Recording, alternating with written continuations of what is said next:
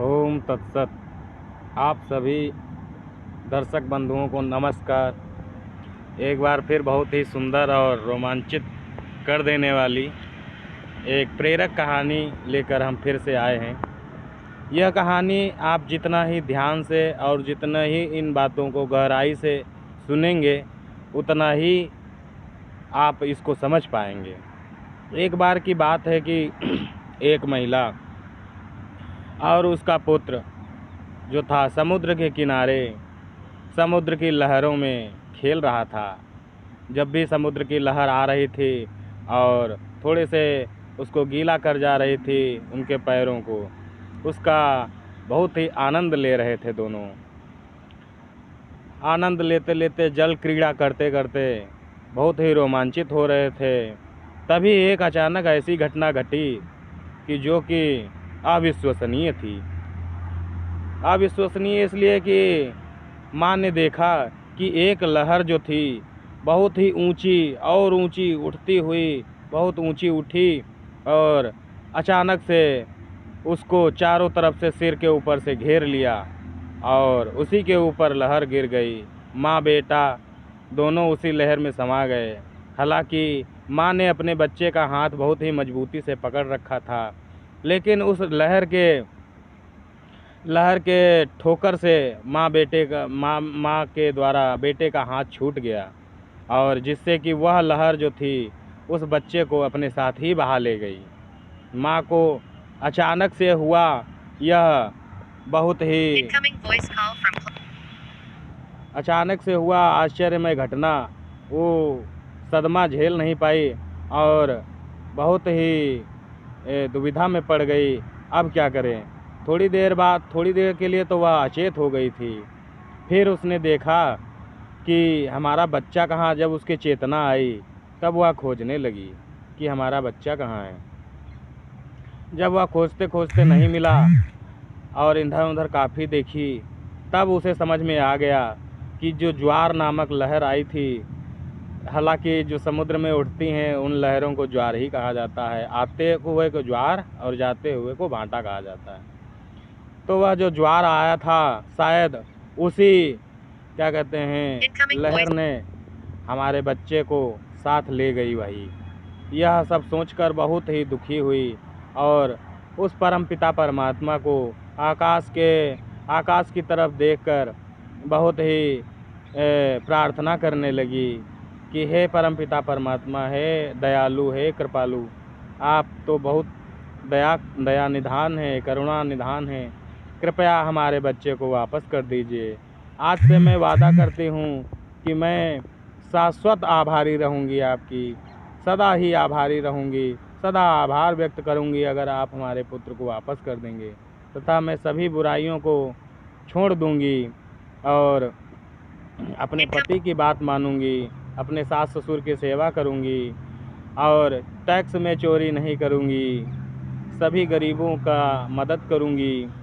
यह सब सारे वादे कर रही थी। करने के पश्चात वह जब आंखें बंद करके परमात्मा का शुक्र अदा कर रही थी कि हे भगवान, प्रार्थना हमारी सुन लीजिए, आप तो कृपा निधान हैं, तभी एक और आश्चर्यमय घटना घटी। घटना ये थी कि वह देखी कि एक फिर से वही ज्वार भयंकर लहर आ रही है और उसके ऊपर फिर से छा गई। जैसे उसके ऊपर गिरी, तुरंत उसने आंखें खोला और जब लहर चली गई तो देखा कि उसका बेटा जो था उसके पास ही में खड़ा था। यह देखकर वह बहुत ही प्रसन्न हुई और खुश हुई। बाद में उसने देखा कि अरे, ऊपर आकाश की तरफ देखा कि हे परमात्मा, तुमने जो था हमारे पुत्र को तो वापस कर दिया था, लेकिन इसकी हेड नहीं आई। यह सब देखकर जो परमात्मा थे उनको हंसी आ गई। हालांकि हंसी हम लोगों को भी आ जाती है कि हम लोग देखते हैं कि बताओ, मतलब लड़के के मिलने की खुशी नहीं थी उस औरत को, बल्कि वह जब लड़का हार्ट लगाया था वह उसको वापस नहीं मिली, इसकी गम था उसको। और वह फिर से परमात्मा से शिकायत करने लगी कि उसकी हार्ट जो लगाया था लड़का वह वापस नहीं मिली। तो इसी तरह हम लोगों का भी मन है कि हम लोगों के पास जो हुआ है, जो है, उसकी तरफ हम लोग ध्यान नहीं देते और हम लोग शिकायत उस चीज़ की, उस बात की करते हैं जो हमारे पास नहीं होता है। जबकि हज़ार ऐसे कारण हैं कि जिस पे हम उस परमात्मा का आभार व्यक्त करें और उसको धन्यवाद दें, लेकिन ऐसा ना करके हमारा मन जो है हमसे ऐसा ही करवाता है कि जो चीज़ नहीं होती उस पे ध्यान देते हैं। तो इस कहानी से हमें यह शिक्षा मिलती है कि हमें जो हमारे पास है सबसे पहले सर्वप्रथम उस पर ध्यान देना चाहिए और उसका आभार व्यक्त करना चाहिए उस परमपिता परमात्मा का, जिसने हमें वह सब सारी चीज़ें दी हैं। हज़ार ऐसी घटनाएं हैं जो उस परमात्मा द्वारा आपके लिए किया जा रहा है। एक भाई आ गए थे, थोड़ा रुक गए थे। हाँ, तो हम यह कह रहे थे कि हमारे लिए सूरज निकल रहा है, वह फ्री में हो रहा है। हमारे लिए हवा बह रही है, पानी बरस रहा है, संपूर्ण धरती हमारे लिए है। चिड़िया चहचहा रही हैं, अन्न पानी उगाया जा रहा है, सुंदर सुंदर फल पुष्प सब हमारे लिए बनाया गया है। सुंदर शरीर, आँखें दी गई सुंदर नज़ारा देखने के लिए, इतना सुंदर वाणी दिया गया, कुछ भी अपने भावनाओं को व्यक्त करने के लिए। श्वास नाक दी गई सुंदर सुगंध लेने के लिए, सुंदर सुंदर ध्वनियाँ सुनने के लिए कान दिए गए, सुंदर शरीर दिया गया, सोचने समझने की क्षमता दी गई, बुद्धि विवेक दिया गया।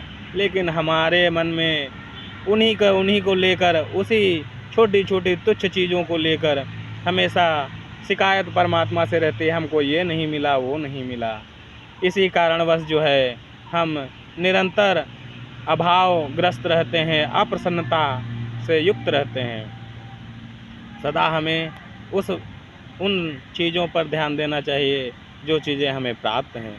जो प्राप्त है वो बहुत पर्याप्त है, लेकिन हम कभी नहीं समझ पा रहे।